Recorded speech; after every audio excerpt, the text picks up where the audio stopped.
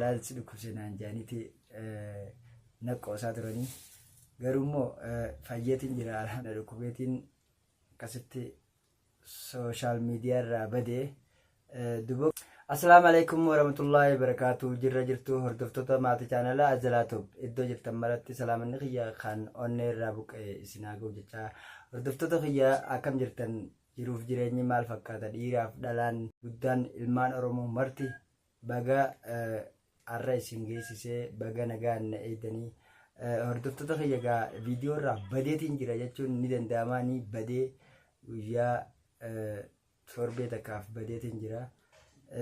Sababni isaatis hordoftoota ani iddoo tana iddoo na dhukkubeetiin akkasitti sooshaal miidiyaa irraa badee dubogaa arraan tana fayyee dhiyaadheetiin jira. Maaliin akkaan dhiyaadhees walumaan agarraa na faana turan afirraa kiyyaa arraan tana gaa maaliin hin dhiyaadhee hordoftoota kiyyaa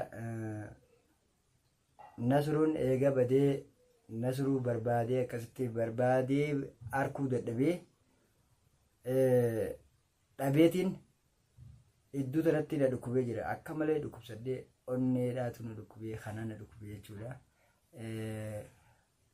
Onneen gaa hedduu takkaan doktora dhaqee onneen jaalalsi dhukkubsinaan jaaniti naqqoosaa turanii garummoo fayyeetiin jira alhamdulillahi.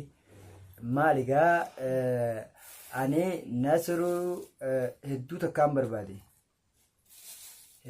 barbaade innilleen mul'ate alhamdulillahi ammaan tana Nasruu arkuu hin dandeenye sa'a sanitti alhamdulillahi innilleen mul'ateeti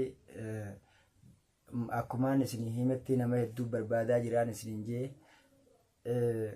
akkasitti namoonni arkee Nasruu mana isaatti deebisanii alhamdulillahi galanni rabbiiti.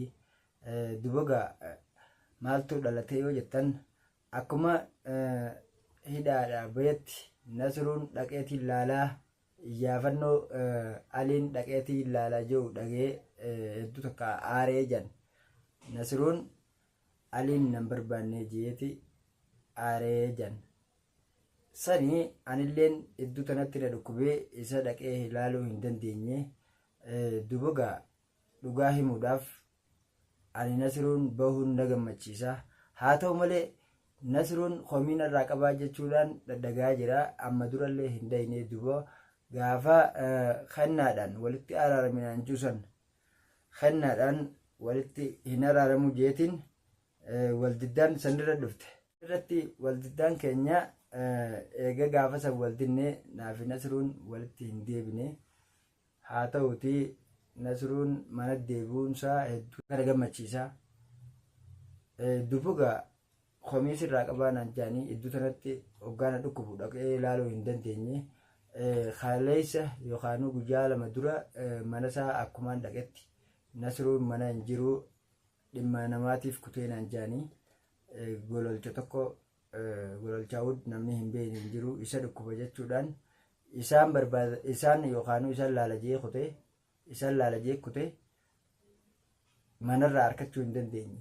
Haa ta'uti Nasruu akkumaan barbaadaa ture rakkachaa ture san anilleen haadha mana isaatti illee deddeebi'aatiin ture garuu immoo inni naaf hin beekne Nasruu kana hedduudhaan isa jaaladha.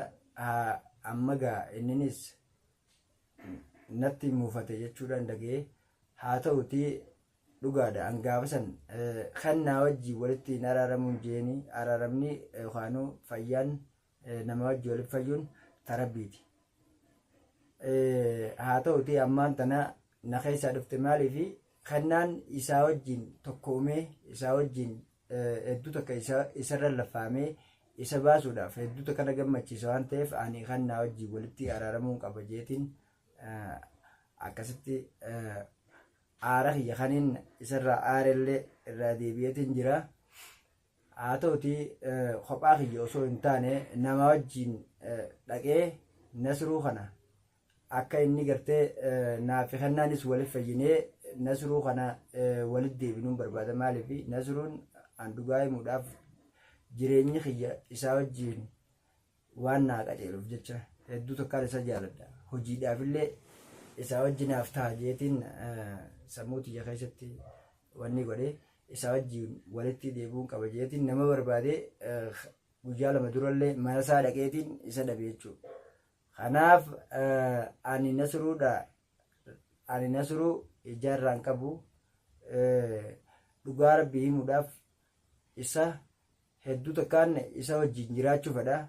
Sababa saniif Nasruu jalatti deebi'uudhaan qaba jeetiin nama wajjin akkasitti dhaqaa jira.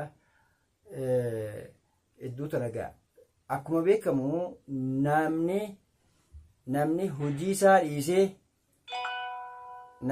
isaa dhiisee dhimma saahiba kiyyaa kanaafin deemaa ture ani dhugatti innilleen akkana yaadulleen hedduu tokkana ajaa'ibee haa ta'uti homaa rakkoo hin qabu innillee yoo natti aaree ani itti aaruu hin qabu dirqama nama tokko laalladhee isaa wajji walitti deebi'ee akka inni yaadni isaa milkaa'uuf kennaa wajjin walitti araaramuun qaba jeetiin akkasitti ammaan tana karoora qaba. Nasruu biratti deebi'ee dirqama nama lama laalladhee yookaan sadii laalladhee Nasruu wajjin akkasitti nama laalladhee Nasruu bira dhaqee akkaan Nasruun kun yaadni isaa milkaa'uuf kennaa wajjin walitti araaramuun qaba. Maaliif sababni isaatis hedduu takka wanni na gammachiise kannaan irra ciccitee hedduu takka isatti laffa'ee isa baasuun sanuu hedduu na gammachiise. Isaanuma duubattiin osoo dhukkubsachuu jiruu gammadee kanaafin dirqama isaa wajjin walitti araaramuun qabaa jee sammuu xiyya keessatti murteesse jechuudha. Kanaaf boru yookaan iftaan nama laalladhee dirqama isaan jalatti deebi'ee akkaan isaanii wajjin walitti araaramee nagaan jiraannuun barbaada. Hordoftoota kiyya haasoo kiyya kana eegaa agartan booda Nasruu koomantii jalattis barreessaa fi akka an jechuudha naafi Nasruu walitti deebinuun barbaada gorsaadha. Kanaan isinin jaa viidiyoo biraatiin hangaan isin deebi'utti nagaan naa turaadha. Nasruu wajji walitti deebi'uun qaba. Kana nagatti viidiyoo biraatiin hanga walitti deebinu nagaan naa